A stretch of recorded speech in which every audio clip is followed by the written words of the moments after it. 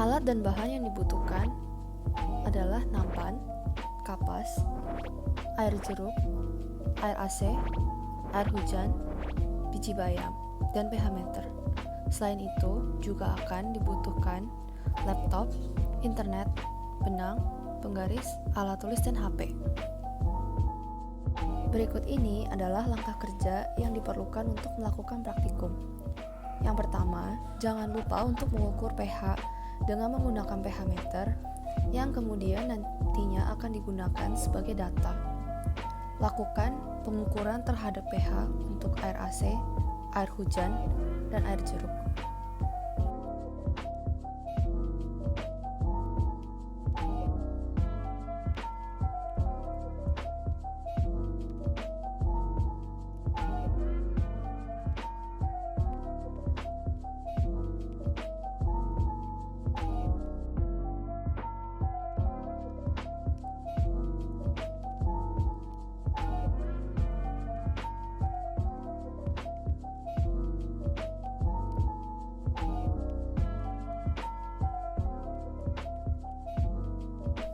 Jangan lupa untuk mencatat pH yang didapatkan oleh pH meter.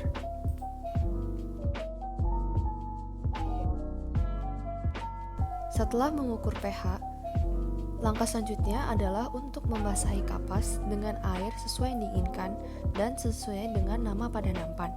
Misalnya, nampan dengan kapas yang bernama air hujan akan diberi basahi dengan air hujan.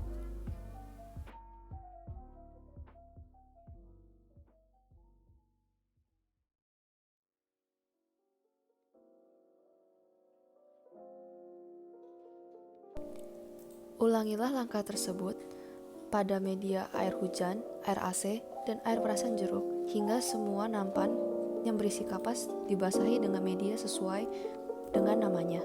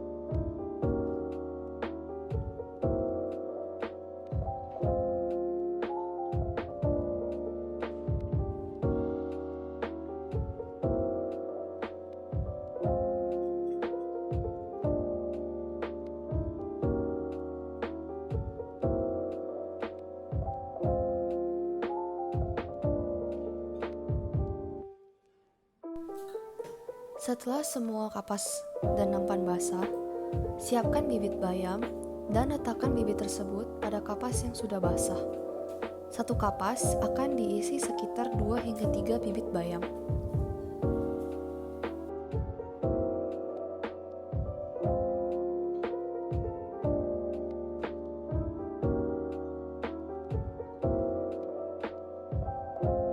Setelah selesai meletakkan biji bayam pada masing-masing kapas, diamkan nampan di tempat yang gelap selama 3 hari.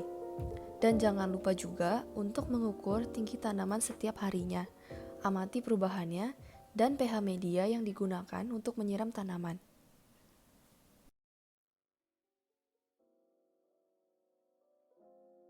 Berikut ini adalah dokumentasi dari percobaan kami. Pada hari ketiga, dapat dilihat bahwa pada air hujan dan air AC, tumbuhan sudah mulai memunculkan plantulanya, dan ini menandakan perkecambahan dapat berjalan dengan baik. Pada media air jeruk, dapat dilihat sudah mulai muncul jamur yang berwarna abu-abu, putih, dan hitam. Jamur ini dapat muncul karena air perasan jeruk berasal dari buah jeruk yang dapat membusuk pada kapas, sehingga mudah ditumbuhi jamur. Kemudian, dapat dilihat pada percobaan pertama hari keempat bahwa daun sudah mulai tumbuh.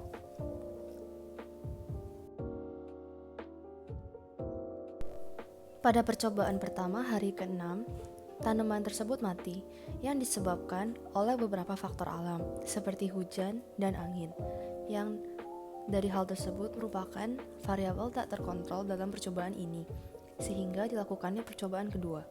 Prosedur yang dilakukan pada percobaan kedua ini sama seperti prosedur yang dilakukan pada percobaan pertama, hanya saja kapas dilubangi lebih dalam agar akar lebih kuat. Berikut ini adalah dokumentasi kami dari hasil pengulangan.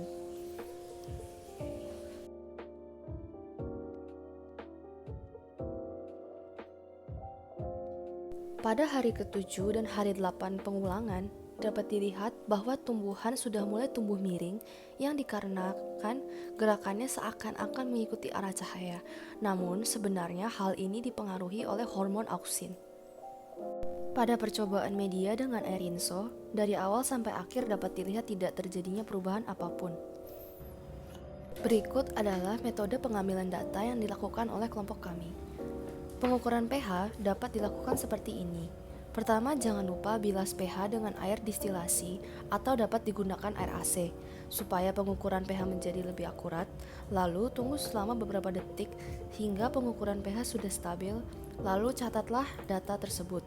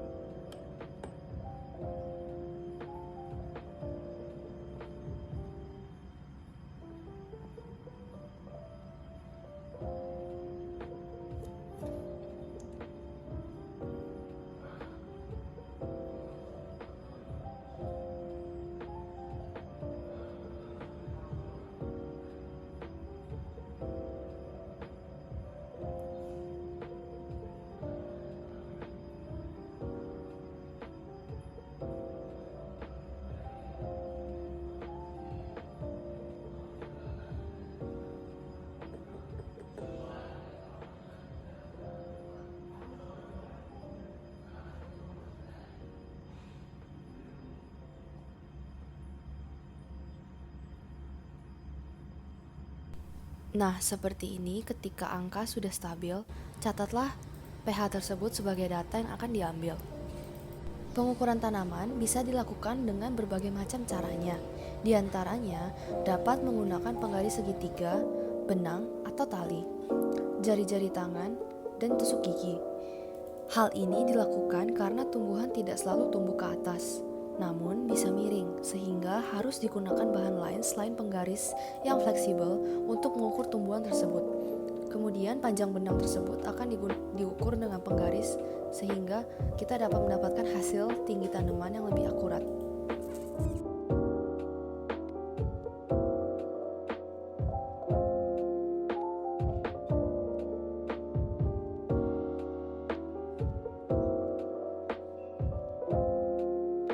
Pada pengamatan morfologi hari ke-10, dapat dilihat bahwa ada satu kecambah yang sudah memiliki 2 daun.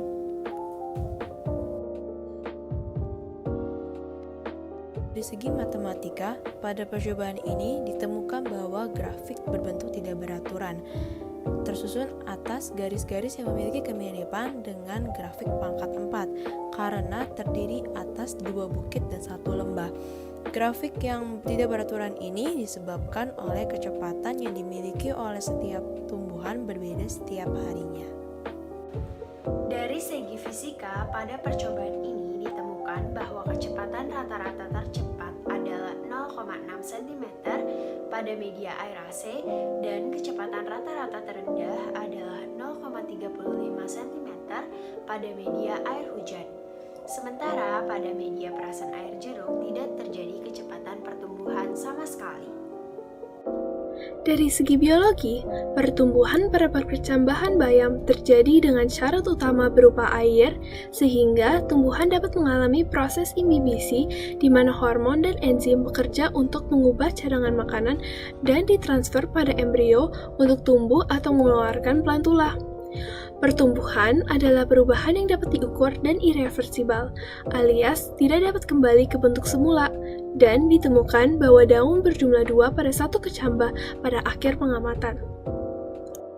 Dari segi kimia, dapat dilihat bahwa salah satu hal yang berpengaruh pada perkecambahan bayam adalah pH. Dapat dilihat bahwa pH yang paling ideal pada percobaan kali ini adalah air AC. Apabila pH terlalu asam seperti air jeruk ataupun terlalu basah seperti rinso, maka tanaman tersebut tidak dapat tumbuh.